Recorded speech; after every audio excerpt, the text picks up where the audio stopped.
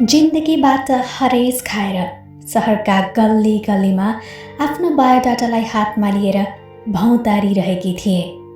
जुनसुकै काममा हात हाले तापनि त्यो कामबाट मात्र सफलता मिल्ने गर्थ्यो। आफूमाथि आशा, विश्वास अनि भरोसा हराइसकेको थियो। तर मेरो बाबाआमाको भने म एउटै सहारा थिएँ। घर खर्च अनि औषधि खर्च जुटाउनलाई पनि निकै गाह्रो भइसकेको थियो। हरेक बिहानीमा म भगवानसँग यही प्रार्थना गर्ने गर्थेँ कि म मेरो बाबाआमालाई खुसी दिन सकूँ, साथ दिन सकूँ।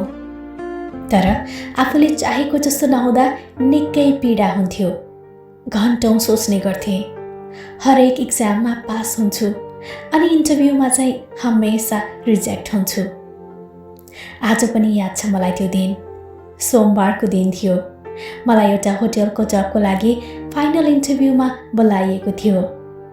भगवानको अनि बाबाआमाको आशीर्वाद लिएर अनि मनमा एउटा झिनो आशा लिएर घरबाट बाहिर निस्केँ। इन्टरभ्यू राम्रै भएको थियो। त्यसपछि घर फर्किँदा बस कुर्दै थिएँ। एक्कासी मेघ गर्जिन थाल्यो, पानी पर्न थाल्यो ठुलो हावाहुरीको साथमा। मेरो छातालाई हावाले भाँचिदियो। छातालाई मिलाउँदै थिएँ, यतिकैमा एउटा गाडी मेरो नजिक आएर रोक्यो। म अलि पर सरेँ अनि गाडीभित्रबाट आवाज आयो, आउनुहोस् भित्र। मैले भने म ठिक छु, तपाईँ जानुहोस्।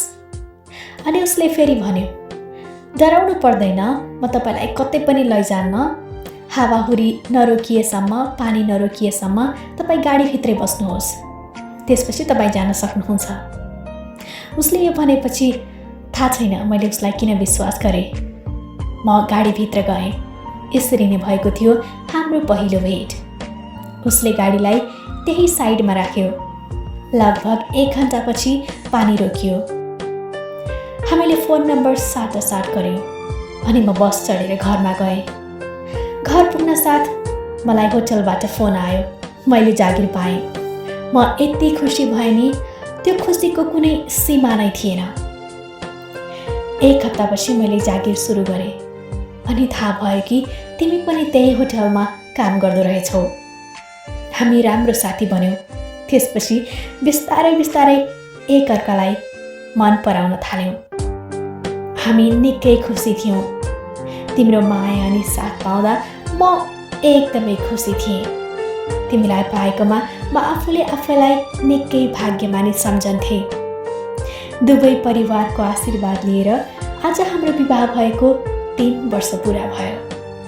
हामी एकअर्कामा निकै खुसी छौँ। जिन्दगीबाट हरेस खाएको बेलामा लाग्छ भगवानले नै पठाइदिनु भएको हो तिमीलाई मेरो जिन्दगीमा। आशिष, म तिमीलाई धेरै माया गर्छु। जबसम्म मेरो सास रहन्छ तबसम्म म तिमीलाई, मात्र तिमीलाई माया गरिरहनेछु। किनकि तिमी नै हो मेरो जिन्दगी, तिमी नै हो मेरो सुन्दर संसार अनि मिठो खुसी।